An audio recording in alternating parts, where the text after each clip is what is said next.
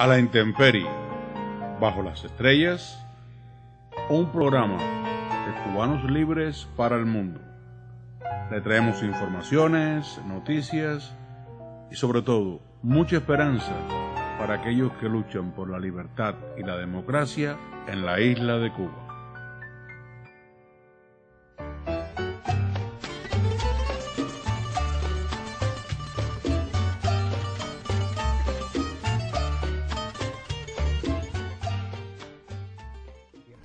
Hoy tenemos en la intemperie a el historiador cubano Diego Trinidad. Diego, que ha compartido en otras veces a nuestros programas, lleva muchos años estudiando la historia de Cuba y haciendo investigaciones. Hace poco Diego ha publicado un artículo con una interesantísima hipótesis sobre el asesinato de Kennedy, que lo publicamos en Nueva Acción y también creo que lo publicaron... Lo va a publicar mañana, Eugenio... No, mañana, el de mañana va a ser de la crisis de... Bueno, si lo publicaron... Sí, lo publicó en Cubanálisis, Eugenio. En Cubanálisis. Así que yo quiero que hoy, para que hablemos con los televidentes, de esa hipótesis que tú has lanzado, que es muy interesante. Ok, esto es una reconstrucción mía de los hechos que pasaron en Dallas el 22 de diciembre del 63, cuando asesinaron al presidente Kennedy, y todo está basado en documentación y en evidencia histórica, en pruebas contundentes, escritas y en testimonios. La evidencia que había sobre lo que voy a decir en este momento, eso se destruyó lamentablemente en el año 75 por un nuevo director de la CIA que estaba en contra de este hombre, que fue James Angleton. Angleton fue el jefe de contrainteligencia de la CIA por 20 años, desde el 53 al 73. Y Angleton, antes de morir, tuvo una serie de entrevistas con un escritor investigador que se llama Joseph Trento, con quien vive y con quien yo hablé hace poco. Y Angleton, la teoría de Angleton es que a Kennedy lo mataron, lo mató Oswald, por supuesto, el que le tiró, pero además de eso estuvieron 3 agentes de la Dirección General de Inteligencia, la DGI de Cuba. Ese día estuvieron en Dallas. Eso está probado y documentado que los 3 estuvieron ahí. Angleton piensa, aunque él no se lo dijo directamente al autor Trento, Angleton piensa que 2 de esos 3 cubanos estuvieron directamente involucrados en el asesinato y que posiblemente hasta le tiraron de frente de la famosa lomita de hierba, que yo acabo de darle un documento ahí a Aldo. Es un documento con un reporte del comité sobre el asesinato de Kennedy de la Cámara de Representantes norteamericana, que están explicando aquí, y estoy traduciendo, que las evidencias acústicas y científicas establecieron bien claro que la probabilidad de que hubo 2 tiradores es altísima. Exactamente. Y eso es y que hubo una conspiración, no dice de quién. Sí, dice después que el comité cree, con base a la evidencia que recibieron, que el asesinato de Kennedy fue resultado de una conspiración. Exactamente. Eso lo dice exactamente. Ahora, Angleton no le dijo a Trento que estos 2 cubanos le habían tirado, eso no se lo dijo directamente, pero él creía que había sido así. Y Trento me dijo a mí, cuando yo le pregunté directamente, me dijo, la teoría de Angleton, en mi opinión, es lo correcto, y eso fue lo que sucedió. Diego, ¿puedes decir los nombres de esta persona? Claro que sí, los 2 agentes que estuvieron implicados en el asesinato, uno se llamaba, o se llama, porque puede ser que estén vivos, eran gente joven. O sea que uno de ellos inclusive extraordinariamente era ciudadano americano, que tengo la foto aquí. Ese se llamaba Gilberto Policarpo López. Ese era ciudadano americano y había entrado aquí con un pasaporte vencido, pero todavía era ciudadano americano, aunque estaba trabajando con la DGI en Cuba. El otro se llamaba Miguel Casas, un tipo bien conocido, un matón, muchacho joven, tenía 20 y pico de años. A ese entrevistaron a la tía y le dio todo tipo diciendo cómo eran los documentos. Esos 3 hombres, porque el más importante de los 3 era en el entonces ya, cuando aquel entonces ya, a pesar de que era muy joven, nada más que tenía 25 años, Fabián Escalante, que después fue general, era jefe del servicio de contrainteligencia de la DGI. Y él fue el que estuvo a cargo del plan para lo que hicieron, que eso es lo único que no sabemos. Y vino de Cuba a supervisarlo, supongo. Vino de Cuba. Escalante llegó a Dallas esa mañana en un avión privado, aterrizó en un avión, en un aeropuerto municipal de Dallas, y el plan era que Escalante iba a esperar a que Oswald llegara allí para llevárselo supuestamente a Cuba. Un autor que va a publicar un libro ahora a fines de diciembre, Carlos Bringuier, que es un hombre muy conocido, porque Bringuier tuvo confrontaciones con Oswald en New Orleans un par de meses antes del asesinato. Estuvieron en un programa de radio juntos, a los dos los arrestaron porque hubo un empuja en uno de los meeting que hacía Oswald repartiendo panfletos del... Sí, Bringuier creo que era representante del directorio o algo así. Exactamente, en New Orleans. Entonces Bringuier, esto viene de Bringuier, aunque también viene de otras fuentes, que Escalante llegó ahí. Bringuier considera que a Oswald lo iban a recoger para sacarlo de Dallas y probablemente lo iban a empujar del avión y lo iban a tirar en el Golfo, porque el plan siempre fue de silenciarlo. Esto empieza...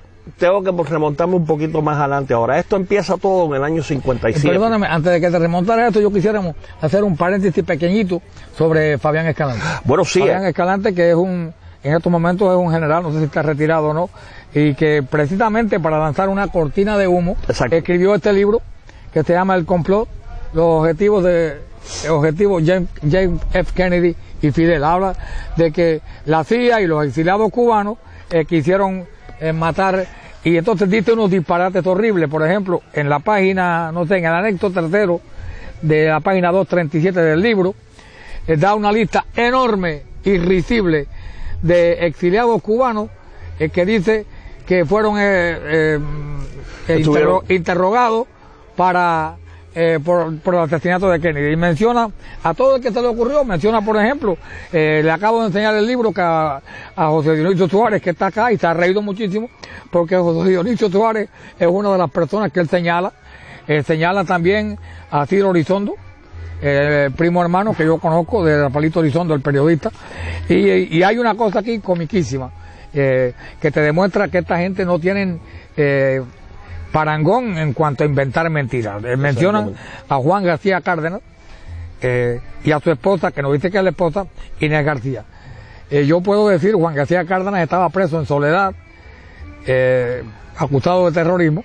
Yo soy su amigo y fui a visitarlo varias veces. Y Inesita García, esta que él menciona como investigada implicada en la muerte de Kennedy, era la esposa de Juan García Cárdenas, que nunca se ha metido en política y estuvo en la cárcel simple y llanamente porque cuando ella estaba visitando a su esposo, se mudó cerca de Soledad, ahí en el campo, un mexicano la violó y ella buscó una escopeta de 2 cañones y mató al mexicano, y fue porque ella fue a la cárcel. Y este hombre comete el disparate y la canallada de mencionar esto, además de 1000 cosas que dice. Aquí hay una parte en que habla de un complot en el 63 y que señala como participante a Alejandrito del Valle, el jefe de los paracaidistas que había muerto en el 71. Claro, porque Escalante lo que está haciendo es lo que estoy haciendo yo. Lo que pasa es que él lo está haciendo como parte de un plan de desinformación de ellos, que yo voy a decir por dónde empezó. Es tuyo. Pero volviendo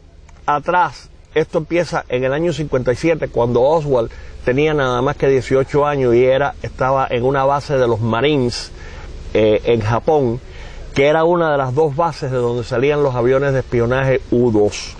Oswald era, a pesar de que siempre fue un muchacho muy inestable, con una serie de problemas emocionales, sin embargo, a pesar de que lo han tratado de poner como un estúpido, como un mequetrefe, como un monigote, Oswald era un tipo muy inteligente, tenía un cociente de inteligencia de 118 y tenía muy buenas habilidades matemáticas. Por esa razón lo pusieron a trabajar en la caseta de radares que controlaba los vuelos de los U-2. El secreto más codiciado por la inteligencia militar soviética en aquel entonces era la altura de los U-2, porque ellos sabían que los U-2 volaban por sobre el territorio ruso y chino también, pero no sabían a qué altura, y los cohetes y los aviones de ellos no podían alcanzar. El U-2 volaba hasta 90.000 pies de altura. Los interceptores rusos y los cohetes de superficie aire nada más que alcanzaban 65.000 pies de altura. Entonces, eso era lo que ellos más querían. Y Oswald, cuando ellos tenían que los dejaban libres los fines de semana, los días de asueto, un grupo de compañeros y él iba también, iban a los bares de Tokio, que estaba a 35 millas de distancia de la base, de Atsugi se llamaba la base, y ahí pues iban a bares de prostitutas.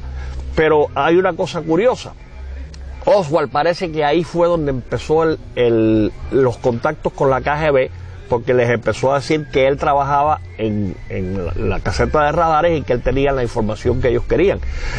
Pero había un bar en particular que Oswald frecuentaba mucho, que se llamaba Queen Bee, la reina abeja. Ese bar era el más exclusivo y el más caro de todos los bares estos de prostitutas. Las mujeres cobraban, en aquel entonces, estamos hablando hace 50 años, cobraban $100 la noche. Oswald nada más que ganaba $85 al mes. O sea que él no tenía con qué. ¿De dónde salía? Bueno, pues se supone que salía de que ya la KGB le estaba dando dinero. En fin, para no extender mucho esto, un año y medio después, Oswald deserta de Estados Unidos, se llega a Moscú por una... Y entonces pues ahí trata de renunciar a la ciudadanía americana, y ya para ese entonces ya él le había dado la información de los U-2 a la inteligencia soviética. Y tú apuntaste una cosa curiosa que yo creo que muy pocas personas, lo dijiste a mí privadamente antes de empezar el programa, de que el U-2 no fue derribado por un cohete. Efectivamente, ahí le traigo yo algo. Esto no es nuevo tampoco, lo que pasa es que estas cosas no se conocen. El U-2 no lo tumbó un cohete. Los rusos dijeron eso por mucho tiempo, una vez más como parte de la campaña de desinformación de ellos. El U-2 lo tumbó un interceptor ruso que inventaron precisamente la tecnología para volar tan alto basada en la información que Oswald le dio. Oswald no solo le dio la información de la altura, sino también de las rutas, de una serie de cosas. Entonces esos aviones se llamaban Sukhov 9, por el inventor que se llamaba Sukhov. Y ese avión le pasó... Las órdenes eran, el día que derribaron al U-2 de Francis Gary Powers, el 1 de mayo del 60, las órdenes era que el avión U-9 chocara contra el U-2 para derribarlo de esa manera, porque el avión no podía llevar armamentos para poder alcanzar esa altura. Pero dentro del espacio se le perdió el U-2 al piloto ruso, que tengo ahí, que le di a Aldo una entrevista que le hicieron en el 1996, él dijo esto. Entonces, cuando le pasó cerca del U-2, como el U-2 tenía las alas tan frágiles, la corriente de aire causada por el Su-9 le partió un ala, y eso fue lo que derribó el U-2. No lo tumbó ningún cohete ni nada de eso. Entonces, de ahí pasamos ya, Oswald viene para acá. Oswald vivió 3 años en Rusia y 2 años y medio vivió en la ciudad de Minsk, que está en lo que era en aquel entonces Bielorrusia, hoy se llama Belarus. Era una ciudad bastante apartada del sistema comunista, había una vida un poquito más social. Ahí conoció a la esposa Marina, que era sobrina de un general de la KGB, que era el que estaba a cargo de eso. Oswald se entrenó ahí, y curiosamente, ahí estaba Escalante, en Minsk. Los también. Dos se conocieron, los dos los estaba entrenando la KGB en ese tiempo, a la misma hora. Oswald viene para acá, la KGB se da cuenta que Oswald no era un hombre estable, había tenido una serie de problemas. Entonces, Oswald viene para acá y lo mandan como agente encubierto, pero consideraron utilizarlo para asesinar a Kennedy al principio, la KGB quiero decir, porque después del final de la crisis de los cohetes de octubre, parece que Khrushchev, por la humillación y por la rabia que sentía, consideró asesinarlo, pero la KGB le dijo no, con este hombre no podemos contar, pero lo mandaron para acá como a Marina, que también era agente de la KGB. Hay un general que es el que desenmascara todo esto, un general rumano que se llama Ion Pachepa. Yo estoy en contacto con él también, a pesar de que han pasado 20 años y Pachepa todavía está bajo protección del gobierno americano y con un nombre falso, porque todavía tienen miedo que le vayan a hacer algo. Pachepa describe lo que él le llamó Operación Dragón, que fue la obra maestra de la KGB, para desde el mismo día 22 de noviembre empezar a dirigir la atención de la KGB y de Cuba a la CIA. La operación esa fue para exculpar a la KGB y echarle la culpa a la CIA, y lo lograron con creces. Hubieron una serie de episodios, no sé si vamos a tener tiempo. Fidel Castro montó uno de los shows en Varadero ese mismo día, lo estaba entrevistando un periodista muy conocido francés que se llamaba Jean Daniel, y en el momento que lo estaba entrevistando, estaban conversando en una casa en Varadero, habían como 12 personas allí dentro de testigos para tener la coartada. Suena el teléfono, Fidel Castro se levanta a contestar el teléfono. ¿De dónde sale eso? ¿Cómo Fidel Castro va a contestar un teléfono? Entonces agarra el teléfono y dice, ¿cómo? Cuando le dicen que a Kennedy le han tirado. Entonces dice, un atentado. Todo un show para hacerlo antes de Daniel, que semanas después publicó todo lo que él vio allí en una revista liberal americana. De Fidel Castro. En Rusia hicieron lo mismo, con un agente, un doble agente, le dijeron lo mismo, haciéndoselo sorprendido. Entonces Pachepa revela toda esa operación, que culminó con el envío de un desertor de la KGB en enero del 63, que ese supuestamente dice que quiere desertar porque él revisó los archivos y los documentos de Oswald antes de venir, y eso era lo que él quería. ¿Qué es lo que viene a hacer aquí? A decirle a la CIA y al FBI que ellos no habían tenido nada que ver con eso y que Oswald no era agente. Y el FBI sobre todo se creyó el cuento. Entonces, mi propósito aquí, además de hacer la investigación esta, tratando de encontrar la verdad, es también quitarnos la mancha que nos han puesto hace tanto tiempo, nos han responsabilizado a los cubanos exilados como ser parte, como Aldo dijo, lo que dice Escalante desde entonces, los dos servicios, la KGB y la DGI, nosotros fuimos cómplices del asesinato de Kennedy cuando ellos fueron en realidad lo que le hicieron. Carlos Bringuier, en una entrevista que sale el 22 de noviembre, el mes que viene, que van a poner por NBC, a Carlos Bringuier lo entrevista y él va a ser el primero que va a decir que Fidel Castro fue el autor intelectual del asesinato de Kennedy. Y eso fue lo que pasó, señoras y señores.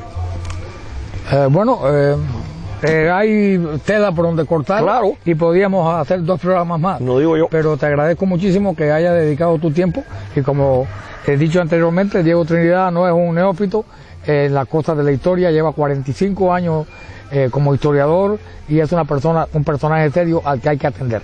Así que hasta el próximo programa, y gracias, Diego, por venir. ¿Cómo no?